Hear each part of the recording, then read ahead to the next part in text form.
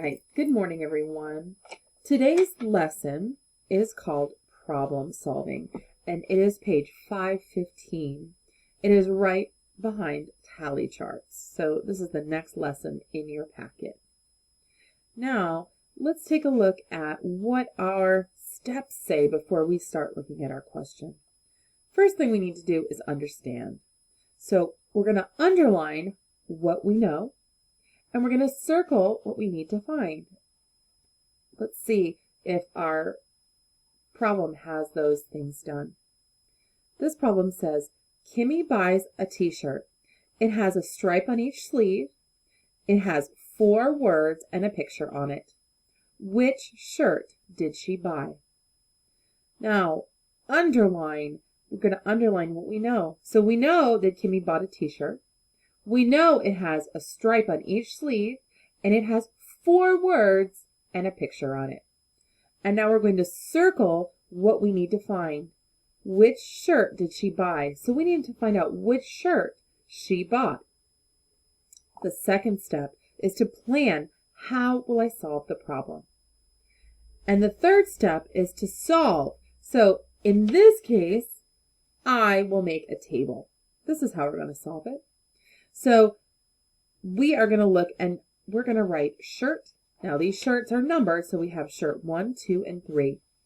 And we need to figure out which one has a picture on it, which one has, and how many words they have on it, and which one has a stripe on the sleeve. So our first shirt right here, this has no picture. So this part of the chart says no because it has no picture. It has only 1 word, but it does have a stripe on the sleeves.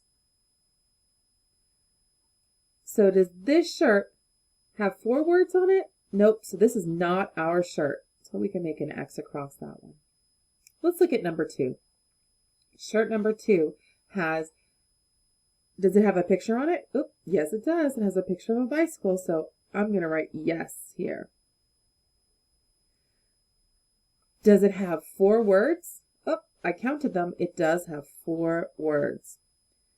And our last one says, does it have a stripe on the sleeve?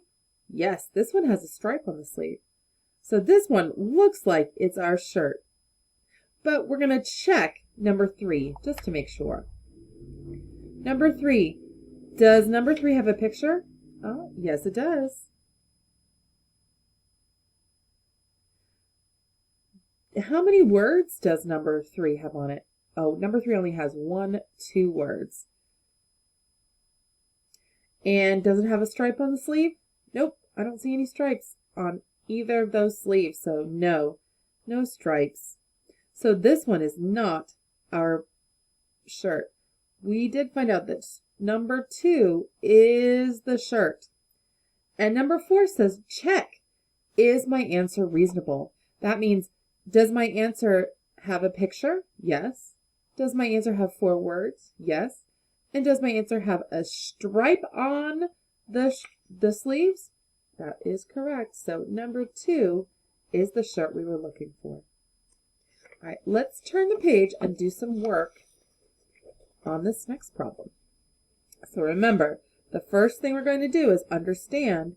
We're going to underline what we know and circle what we need to find. So this says practice the strategy. So we're going to start by underlining and circling. A first grade class collects 11 cans. A second grade class collects 5 cans. How many more cans did the first grade class collect? Oh, I see some interesting information that I need to underline. So what I know is that a first grade class collects 11 cans. I need to underline that. And a second grade class collects 5 cans. Underline that. And what we need to find.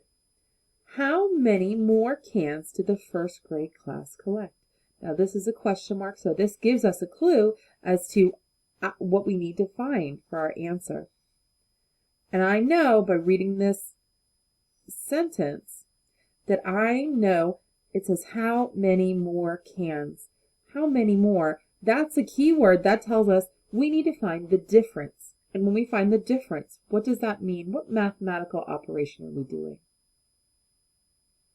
We're doing subtraction. That's right. So we're going to plan how to solve the problem. So right here, we've done a table already. Our book has done a table. So our first grade class collects 11 cans. 11 cans. And our second grade class has collected 5 cans. 5 cans.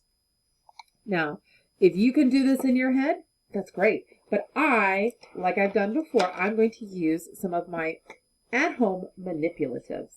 Now, I found some puzzle pieces around, so I'm going to use these. So I'm going to make sure I take out how many? 11. So 2. That's 4. That makes 6. That makes 8. That makes 10. And then one more is 11. Now, did you see how I didn't have to count each number? Every time I put 2 down, I counted. And I only counted the even numbers. That's right, even numbers. So I skip counted that way. So I have 11 puzzle pieces here. And I'm going to now take 5 of them away. 1, 2, 3, 4, 5. And I'm going to put those over here. And now I'm going to take the rest of my puzzle pieces and count them. See how many I have left. 1, 2, 3, 4, 5, 6. I have 6 puzzle pieces left. So even though we don't have counters, we can still use anything that we can have around here as manipulatives. If you have puzzle pieces, toys, beans, anything that you have at home, pencils or crayons, you can use those as manipulatives too. So I had 11 cans the first grade class had, and 5 cans the second grade class had. And we need to find out how many more cans the first grade class collected than the second. And we counted our manipulatives, and we found out that there was 6. 6. Now, let's think about our answer. Is it reasonable? So I have 11 minus 5. Now, when I'm taking numbers away, so I have a whole group, and I'm taking some numbers away, does it make sense to have less than this number? Yes, it does. So if I have some and I'm taking some away, I have to have less than my number I started with. So this one makes sense. And we actually use manipulatives too. So we use manipulatives and we counted them. So that one definitely makes sense. So let me move these out of the way and we'll turn our page.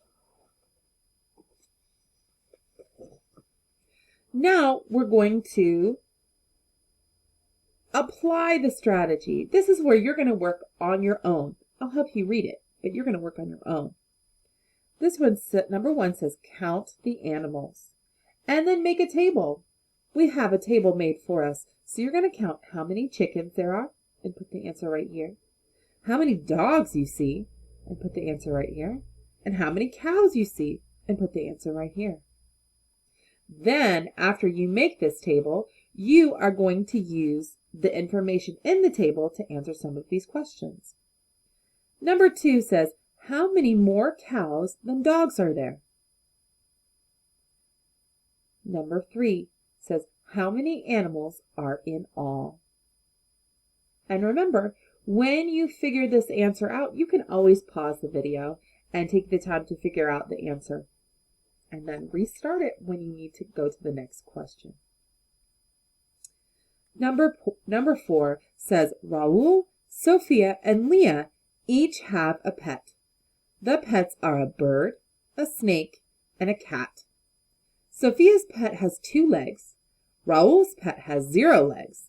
Leah's pet has 4 legs. Ooh, this is a thinking problem.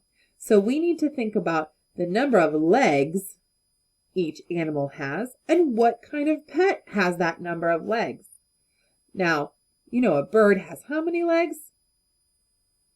2 legs. A snake, does a snake have any legs? No, a snake doesn't have any legs. And a cat, how many legs does a cat have? Very smart. I know you know. There is 4 legs for every cat. So the question here says, whose pet is a bird? All right. The next page, here are some more questions. These are more word problems, and I'm going to read these to you.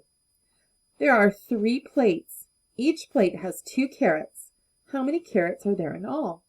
Draw a picture. You can draw a picture or make a table. Owen ate 10 oranges. Quinn ate 2 oranges. How many more oranges did Owen eat than Quinn? How many more means we're going to do a subtraction problem to find out. Subtraction. There are 3 maple trees. There are 5 oak trees. There are 8 redwood trees. How many oak and maple trees are there altogether? You can draw a picture or make a table. That would help us to understand. And write your answer right here. Then, on your own, I would like for you to do your homework. So here is our homework. Page 519 and page 520.